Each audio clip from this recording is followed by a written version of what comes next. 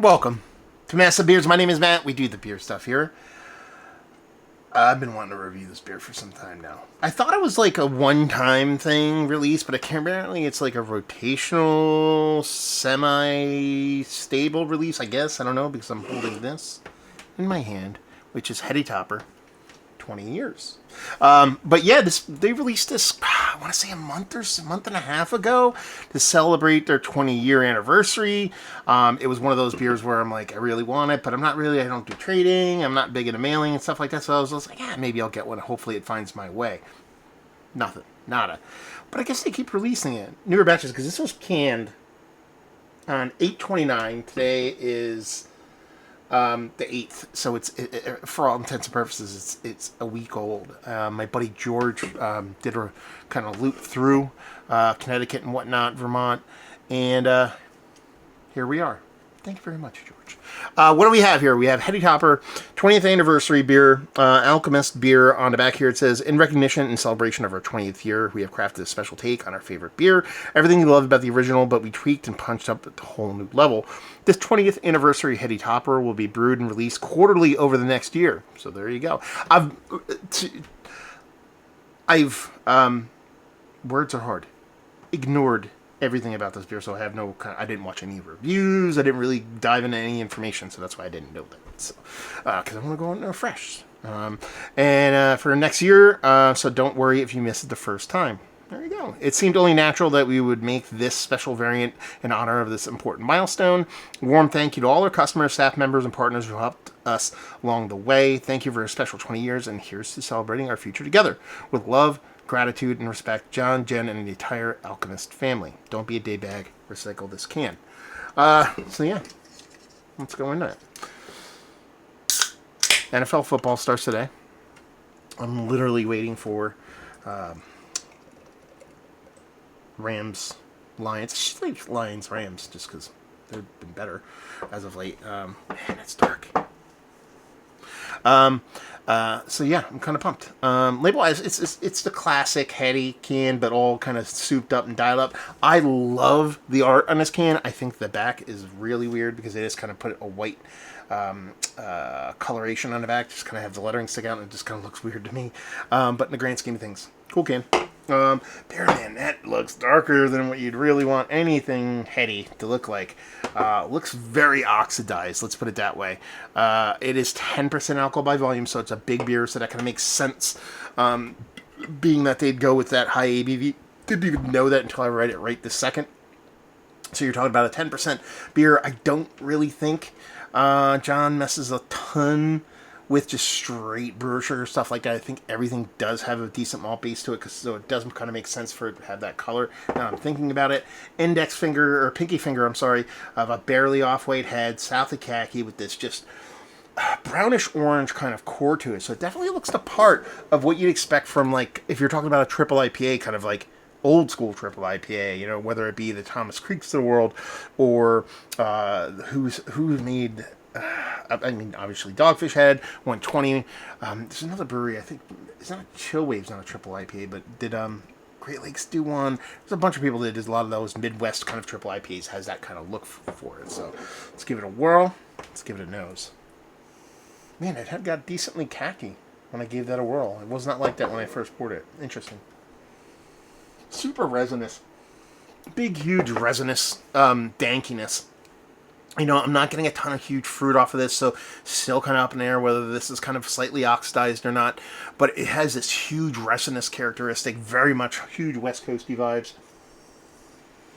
A nice sweet maltiness. And that's pretty much it. I'm not going to sit here and say it's not coming off like a 10% triple IPA. It definitely has this big, robust hoppiness to it. But it's just that color. I just can't get away from it. Think about New England IPA. Think about all those things. How are you going to be that color? It just kind of looks off to me, so I'll reserve all the talks of that when it comes to the taste portion of the show. But if we kind of take the look away from it, it smells like a huge, dank West Coast, new school West Coast hazy IPA. It's a thing now, and that's kind of what it smells like to me. Let's just dive in. Cheers, y'all.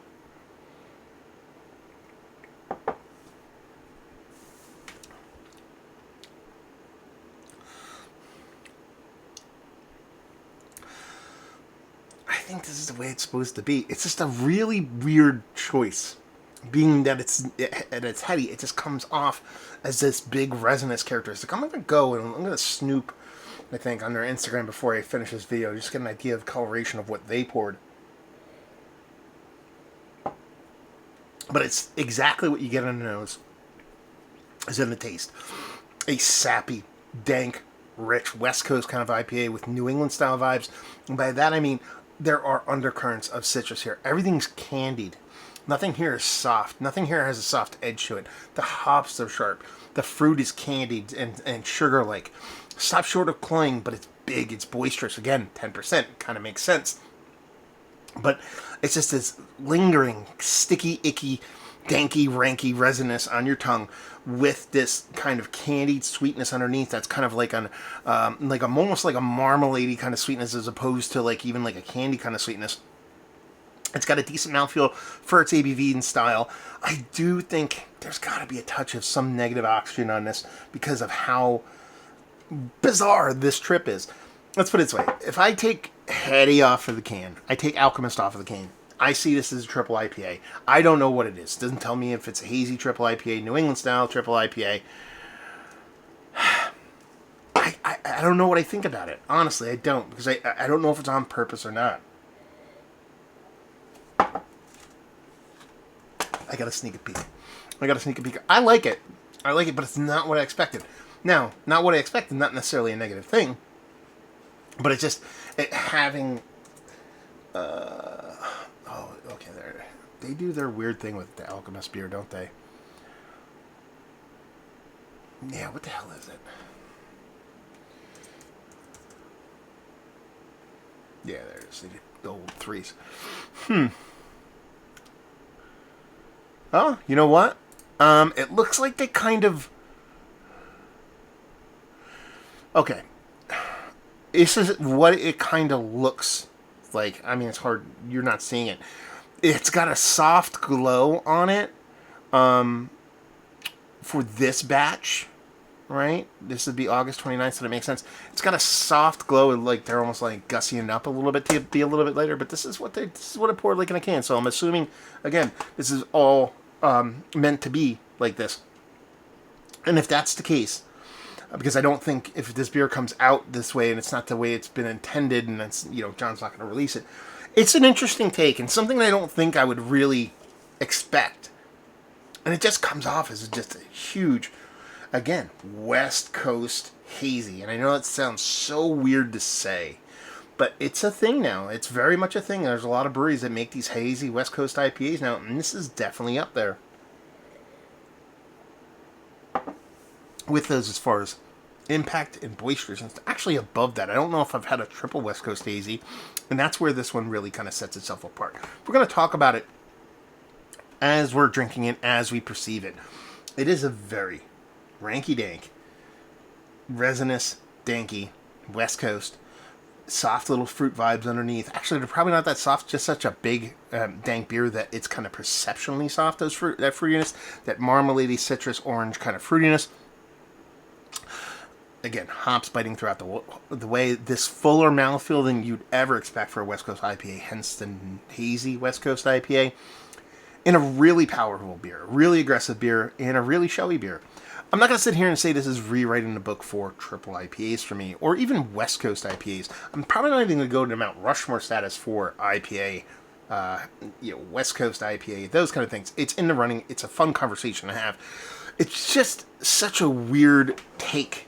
And let's first that. It's such a unique take.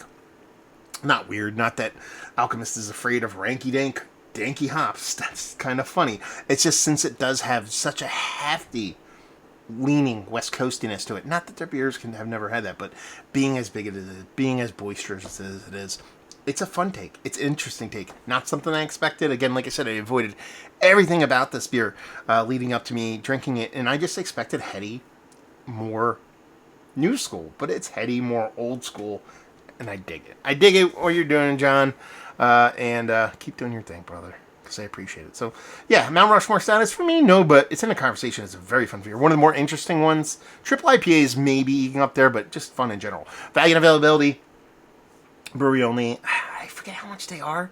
I think they're not cheap. And leave you with, actually, I'm at the website. Because usually their beers are just, $13.49 or something, a 4-pack. I think this one might be a little bit more. Could be wrong. And leave you with, if you like what we like this, if you like new school New England hazies, but you want one that's just ripping up all the West Coast or the West Coast, you'll dig this. You like Residence Hops, you'll dig this. So there you go. Reviewing the books. Hopefully you enjoyed. Alchemist have been to the brewery. Have you had their beers? Have you had this batch? This beer, the batch of late August. Have you had other batches? Is this one different than the other ones? Any of that stuff and any conversation you wish to have, let's do it down below. So hopefully you enjoyed the review. Hopefully you enjoyed a little bit of ranky dink right now. Hope to see you next time. Cheers, y'all.